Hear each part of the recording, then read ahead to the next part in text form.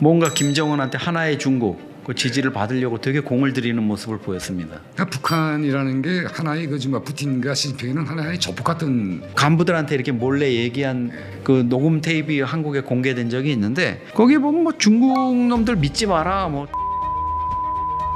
폄하하는 내용도 있거든요.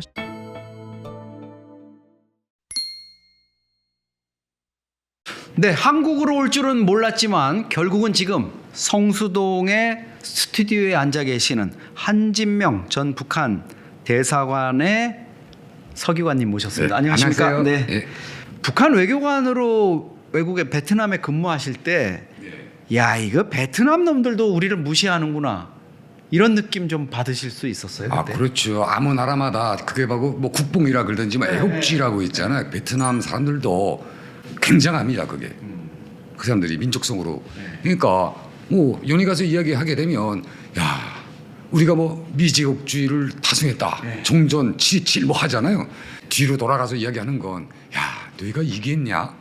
아, 종전이잖아. 그렇지. 아직 베트남은 아니까. 아직 전쟁 중이잖아. 네. 우리는 제국주의를 타승했어. 뭐 이러거든요. 진짜 이겼죠 베트남. 그러니까 미국, 프랑스, 뭐 일본, 중국 아무튼 다 찍거든요. 그러네요, 앉아서. 그러네. 북한이 김일성을 뭐 저기 하면서 한 세기에 두 개의 제국주의, 미국과 일본을 타승했다 뭐 이렇게 하는데 그 베트남은 그 본질을 알고 탁 찌르는 거네요. 예, 그거고 또 대사관이 이제 일단 이제 대사관에 들어가기 전에 이제 토요일마다 이제 생활청화나 강연회 같은 걸 하거든요. 근데 그 창 옆에 프랜차이즈 형식으로 이렇게 아이스크림이나 커피를 아이스 커피를 파는 데가 있었어요. 세고 뭐 생활청화해야 되니까 종장에 지금 딱 여기 딱 달고 있잖아요. 여기 딱 들어가기 전인데 아이스 커피랑 먹으려고 거기 가는 거니까 신기하게 바라봐요.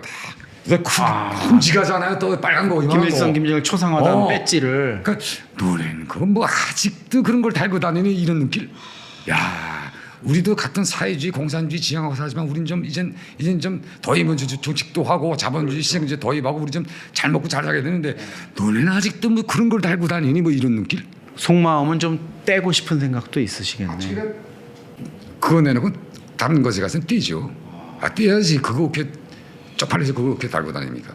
2024년에 한국하고 쿠바하고 수교한 게 사실은 베트남에 계셨지만 그 충격적이셨겠어요. 그게. 그 전부터 리비아 사태가 있을 때부터 쿠바의 그 경제 상황이나 정치 상황에 대한 그 터치를 계속 하고 있었습니다. 그러니까 그게 그때 시작된 게 아니고 그때 당시 쿠바가 뭐 중국이나 베트남이 시장 경제를 도입하면서 쿠바도 그때 당시 살짝 토지 관계 문제하고 택시 문제에서 사유화 정도를 추진하는 정도로 갈 때 그때부터 북한이 터치를 했기 때문에 그게 수교를 했다고 해서 갑작스럽게 충격으로 다가오지 않고 그 시간적 문제였습니다. 언제 하는가, 연장, 그러니까 이걸 못 알아듣고 방해하고 연장하는 데 초점을 뒀지 이게 불의 순간에 닥쳐진 그런 사변 같은 건 아니거든요. 그러니까 그 전부터 예감하고는 있었지만 그걸 지연시키려고 노력을 한 겁니다. 여기까지. 근데 이제 말씀 들어보면 북한도 어쨌든 현지에 가 있는 외교관, 해외에 나가 있는 외교관들을 통해 가지고 그런 쿠바에 어떤 문제가 있다 이런 것들을 다 수집을 하네요. 그렇죠. 그게 수집을 해서 이제 뭐 참사나 서기관은 자기 담당 분야가 있습니다. 그러니까 당 쪽은 누구, 뭐 여기서 자기 파트가 다 있는 겁니다. 파트가 있어가지고 그 파트에서 자료 종합을 해가지고 정기적으로 매일 북한 당국에 보고를 하고 북한 당국에 앉아 있는 정책 기반자는 앉아서 그걸 다 수집을 해가지고 자기의 정치권을 작성하는 거거든요. 김정은이 보면 푸틴하고 가까워졌어요. 러시아하고. 최근에 이렇게 급속도로 가까워진 거는 역시 그 우크라이나 파병이라고 봐야 되겠죠. 그렇죠. 그러니까 말하자면 푸틴과 김정은의 이해관계에 공통점이 생긴 겁니다. 해외에 진출하려고 많이 노력을 했어요. 그러니까 자기의 경제적 난간을 극복하고 타개하기 위해서 노력을 하는 방법이 뭐 옛날에 뭐 러시아 원동 지역에 뭐 북한 주민들 몇 명 이병설, 뭐 기존에는 저 라오스 쪽에 북한 3만 명 이민설도 있었거든요. 네네네. 두루두루 북한의 주민들을 그러니까 농사가 곡창지대로 이주시켜가지고 거기서 곡식을 들여오는 이런. 맞아요. 몽골에도 그런 거 한다고 얘기 나와요. 그게 뭐 실질적으로 저 라오스 쪽도 성사되지 않고 러시아 쪽도 성사되지 않았지만 이런 측면에서 부단히 자기의 인력들을 해외로 진출시키기 위한 노력을 많이 했습니다.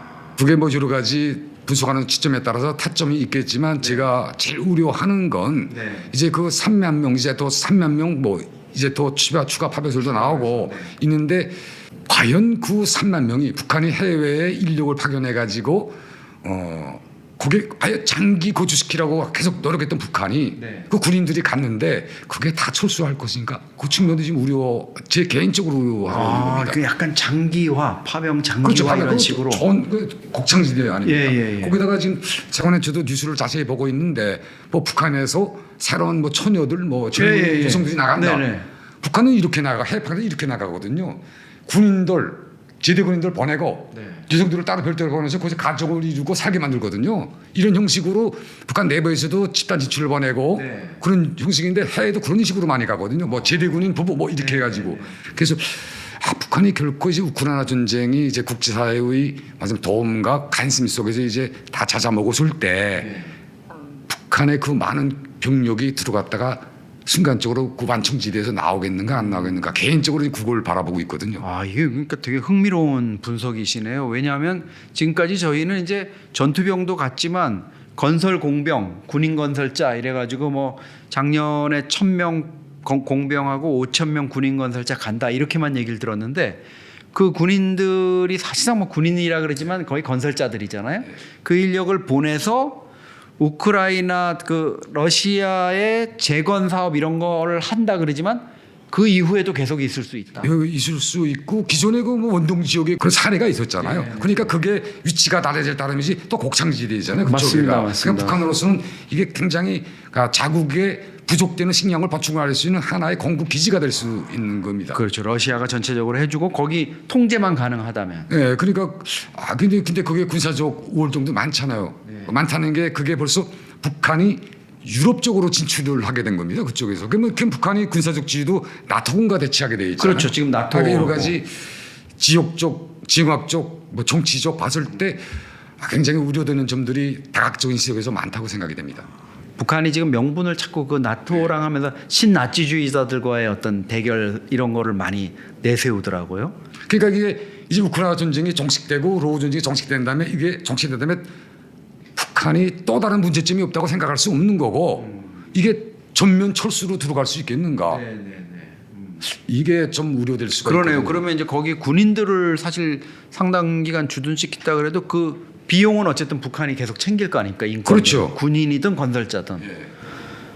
그건 진짜 좀 그 새로운 장기 분석이. 주둔하러 가게 되면 조금 굉장히 아무래도 푸틴 쪽에서도 자기의 국민들을 통한 군사 인력 성출이나 하는 데 여러 가지 제한성이 있고 거기서 그 뭐 아무 나라나 그렇잖아요. 아무 나라나 일단 법과 제도가 있고 국회가 있어서 거기서 군인들을 보내주지만 그렇죠. 북한은 강도국 조폭이잖아요. 뭐 두령이 뭐 결심하니까 뭐 한 2-3천 명 그저 확 보내잖아요. 그래서天安문 광장에 시진핑이가 김정은이를 다 이렇게 중국도 문제점이 많잖아요. 예, 대만 침공이라는. 그렇죠. 그거 하려고 이번에 또 시진핑이 평양 갔을 때도 보면은 뭔가 김정은한테 하나의 중국 그 지지를 받으려고 되게 공을 들이는 모습을 보였습니다. 그러니까 북한이라는 게 하나의 그 지금 푸틴과 시진핑은 하나의 조폭 같은. 그러니까 내가 어디 좀 칠라기는데 야 이거 좀 버려. 야, 서울에 있는데 경기도에서 좀 버려 하면 쫙 올라가서 이제 한번 튀고 딱 내려와주고. 지금 우크라이나 전에 투입해가지고 2,300명이 죽고 4,000명이 부상했다 이렇게 얘기 나오는데 그런 위험이 있는데 왜 이렇게 파병 규모를 자꾸 늘리고 이런 거를 좀 리스크를 계속 감수하려고 그러는 겁니까? 북한 당국으로 바라볼 때는 그 리스크라고보다도 이거의 하나의 영웅 소사시가 될 수 있거든요.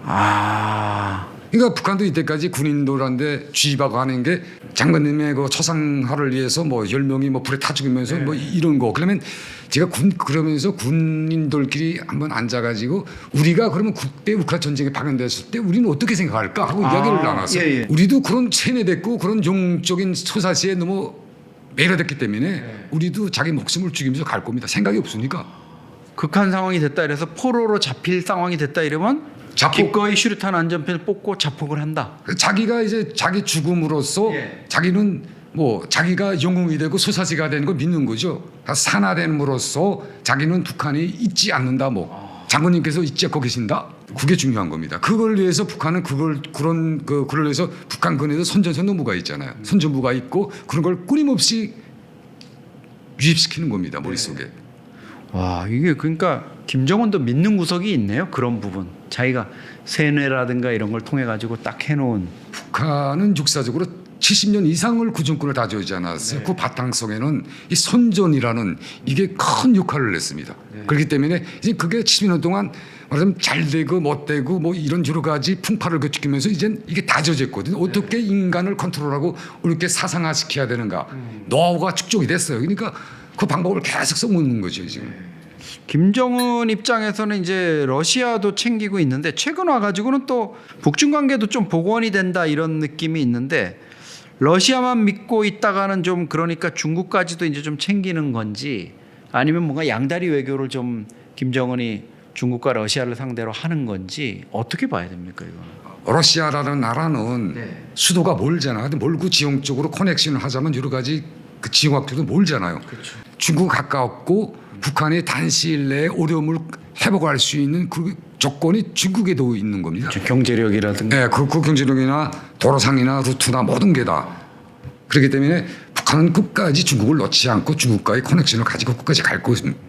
두 채널 외교를 하면서 실리는 또 러시아 챙기고 전통은 끝까지 가져가면서 그래서 실리주의 외교로 자기네는 간 겁니다. 지금 제 딴에 봤을 때는. 김정일 국방위원장도 생전에 이렇게 보면은 뭐 간부들한테 이렇게 몰래 얘기한 그 녹음 테이프 한국에 공개된 적이 있는데 거기에 보면 뭐 중국 놈들 믿지 마라 뭐 돼지 같은 놈들이다 이렇게 약간 폄하하는 내용도 있거든요. 실제로 그 북한 간부들이나 주민들의 속에서는 중국에 대한 약간 반감 같은 것도 있습니까? 그러니까 일반 주민들이 중국에 대하는 시선하고 이 자체로 기득권층이 바라보는 대하는 시선이 좀 틀리거든요. 아, 다르군요. 왜냐 기득권층은 생각을 하는 게 중국 정부가 어떻게든 어떤 방식을 통해서든 북한의 내정에 잠깐만 간섭을 하려고 하잖아요. 그게 싫은 거예요. 그러니까 북한도 일종의 그러니까 자주적으로 생각하고 주체사상 대변하는 뭐 이런 쪽으로 가기 때문에 표면상이라도 자주적인 의식이나 이런 걸 주장하는 나라기 때문에 이것도 자주예고라고 그러잖아요. 그러니까 컨트롤 받기 싫은 거예요. 그리고 또 일반 주민들이 바라보는 시선은 자기의 가까운 생활과 관련 속에서 바라보는 겁니다. 그러니까 북한의 고난 행군을 겪으면서 중국에서 단동 지역이나 이런 여러 지역에서 그러니까 인간이 먹을 수 없는 식품이나 이런 것들이 많이 대량적으로 들어오고 그를 통해서 전염병도 많이 유입이 됐거든요. 생활 필수품이라는 게 있잖아요. 비누. 어려우니까 준다고 줬는데 먹을 거를. 말사료를 줬다든지 그러면 비누를 그러니까 어떤 이야기도 퍼졌나 비누가 왔는데 이게 비누에서 이상한 병균이 돼서 저거 중국제 비누를 쓰게 되면 피부병이 걸린다 뭐 이런 진짜지 뭔지 모르겠는데 이런 게 많이 돌아갔습니다.